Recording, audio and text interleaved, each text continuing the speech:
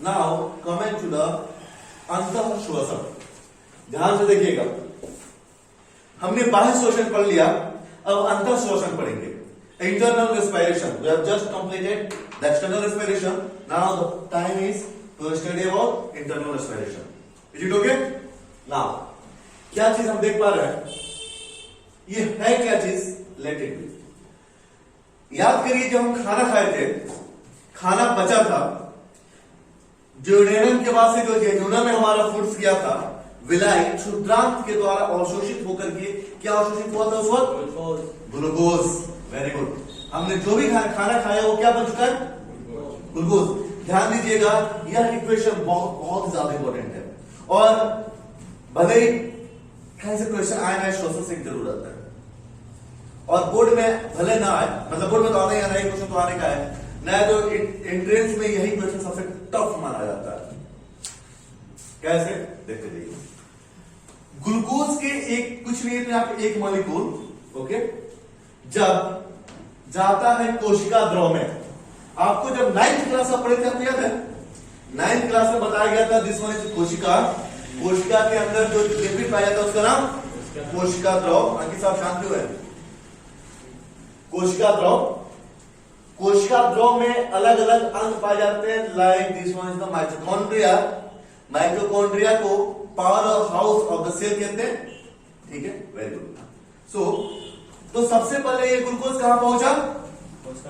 कोशिका द्रव में। कोशिका के अंदर कोशिका द्रव में हम जो भी खाना खाएंगे वो सारा कहां पहुंचेगा? कोशिका द्रव में। मान लेते हैं वह ग्लूकोज यहां पे पहुंच गया, C6H12O6, ग्लूकोज कहां पहुंच गया? कोशिका द्रव में। तो कोशिका द्रव में जाते ही यह ग्लूकोज टूट करके पायरुवेट अम्ल बन जाता है, पायरुविक एसिड। अगर आपको फॉर्मूला याद हो पा रहा है वेल बहुत अच्छी बात है, अदरवाइज ऐसे याद करें। ग्लूकोज टूट करके क्या बन जाता है? कहां पे? कोशिका द्रव में। अभी ऑक्सीजन के रहने ना रहने से कोई फर्क नहीं पड़ता।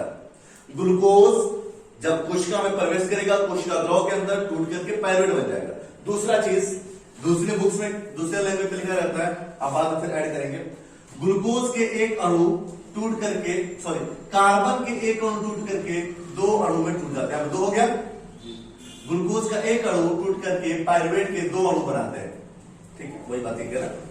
ग्लूकोज टूट करके पायरुवेट के दो अणु बनाते हैं, कहां पे? कोशिका द्रव में। अब अगर O2 उपस्थित है तो यह कहां चला जाएगा?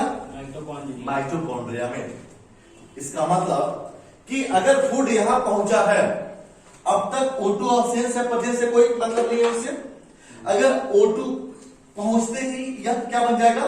पायरुवेट। कोई दिक्कत बाबू? नहीं। अब अगर O2 प्रेजेंस है तो चला जाएगा माइटोकॉन्ड्रिया, नहीं है तो नहीं पता फिलहाल। O2 अब प्रेजेंट है तो कहां चला जाएगा? माइटोकॉन्ड्रिया में। माइटोकॉन्ड्रिया में पहुंच करके CO2 मतलब कार्बन डाइऑक्साइड गैस, जल H2O और 38 ATP, this one is the energy. ATP क्या है बाबू? एनर्जी है, ओके। ATP का फुल फॉर्म होता है, वेरी गुड, एडिनोसिन ट्राइफॉस्फेट। हम आगे एनर्जी ब्रेकडाउन में आपको पढ़ाएंगे ATP से ADP AMP कैसे बनता है, ठीक है, ओके। जब ग्लूकोज कोशिका द्रव में जाता है तो वो पायरुवेट के दो अणु बन जाते हैं। अब ऑक्सीजन अगर उपस्थित है तो यह चला जाएगा माइटोकॉन्ड्रिया में। इस प्रक्रिया को वायु श्वसन कहते हैं, और इसके फलस्वरूप कार्बन डाइऑक्साइड गैस, जल और 38 ATP ऊर्जा बनता है। इस साइकिल को, ये पूरी जो साइकिल है वो 32 साइकिल में कंप्लीट होता है, 32 स्टेप। मैंने डायरेक्ट रिजल्ट दे दिया, डायरेक्ट रिजल्ट नहीं देता, टूट करके आता है। इस पूरे को, इस साइकिल को डिस्कवर किया था साइंटिस्ट सर क्रेब्स ने, तो इसलिए इसका नाम क्रेब्स साइकिल है, ठीक है। इस प्रक्रिया को ही क्रेब्स साइकिल कहते हैं।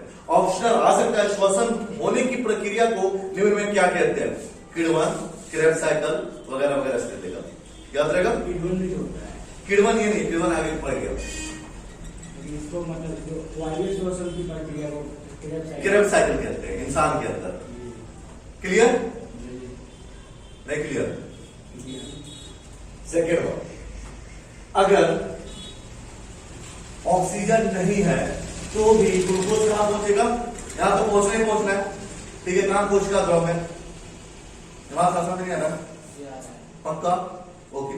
सेकेंड कंडीशन, अगर ग्लूकोज कोशिका द्रव में गया तो पायरुवेट बन जाएगा, चाहे ऑक्सीजन होने को अब तक कोई फर्क नहीं है। अब वहां पहुंचने के बाद से अगर ऑक्सीजन नहीं है तो वह क्या, ग्लूकोज या पायरुवेट? पायरुवेट। अब यहां पे पायरुवेट बन चुका है, वो बाहर चलाएगा। बाहर कहां चलाएगा? मांसपेशियों में। कहां पे? मांसपेशिया। मांसपेशिया का मतलब ये हुआ कि इस सेल के बाहर दूसरा सेल होगा, तीसरा सेल होगा, इसी सब के बीच में। Got it? पक्का? ओके। तो अगर ये ऑक्सीजन एब्सेंस है तो पायरुवेट बाहर आ जाएगा मांसपेशियों में, और तब बनेगा C3H6O3। दिस इज लैक्टिक अम्ल। क्या बाबू? लैक्टिक अम्ल। लैक्टिक एसिड, CO2 और सिर्फ 2 ATP। Is it clear? Lactic अम्ल का वो फॉर्मूला है। ओके। अब आप देखेंगे, चलिए हम फिर बताएंगे इसका और दूसरा। तीसरा देखेंगे, अगर ये यीस्ट में है, ये इंसान के अंदर दो ही केस है, ये तीसरा यीस्ट का है, ठीक है?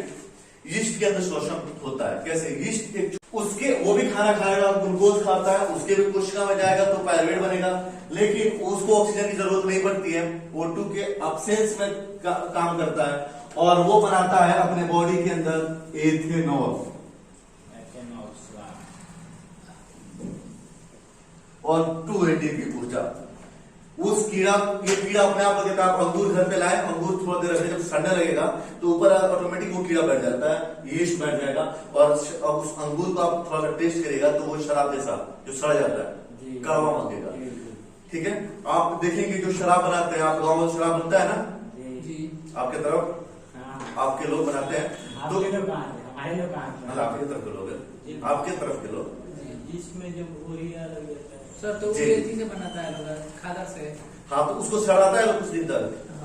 तो सड़ाने क्या होता है? सड़ाता नहीं है लोग, वो यीस्ट डाल करके छोड़ देता है लोग, ताकि यीस्ट उस पर किण्वन का करे। इसी ही जब यीस्ट उसको खाएगा, उस ग्लूकोज को, अब अच्छा ग्लूकोज कहां से आएगा? उसमें चावल डाल देगा, महुआ डाल देगा, मतलब वो खाना जो हम खाते हैं वो उसमें डालेगा, उसमें डालेगा यीस्ट और उसको छोड़ देगा। अब यीस्ट उस हमारे खाना को खा करके बनाएगा एथेनॉल। जब तक वो सांस लेगा, एथेनॉल शराब बनेगा, ठीक है? ओके। तो अब पूछेगा यीस्ट के अंदर श्वसन का परिणाम बताया, तो ग्लूकोज जब यीस्ट के कोशिका द्रव में जाता है तो पायरुवेट बन जाता है, वहां ऑक्सीजन की अनुपस्थिति में शोषण होती है, जिससे एथेनॉल, कार्बन डाइऑक्साइड गैस और 2 ATP ऊर्जा बनता है। इस प्रक्रिया को किण्वन कहते हैं। What is called? किण्वन। In English this one is called fermentation. Okay. देखो, खाना खा लेने से ऊर्जा नहीं मिलता है, खाना खाने के बाद जब हम सांस लेते हैं तब ऊर्जा मिलता है। वो ऑक्सीजन कहां पहुंचेगा? जो सांस लेता है ऑक्सीजन कहां पहुंचता है? माइटोकॉन्ड्रिया तक। हम जो सांस लेते हैं, फेफड़ा से रक्त मिला और रक्त नस के द्वारा हर एक कोशिका के माइटोकॉन्ड्रिया तक पहुंचाएगा, ठीक? और बचे हुए भोजन ग्लूकोज रक्त के द्वारा हर कोशिका के माइटोकॉन्ड्रिया तक पहुंचेगा।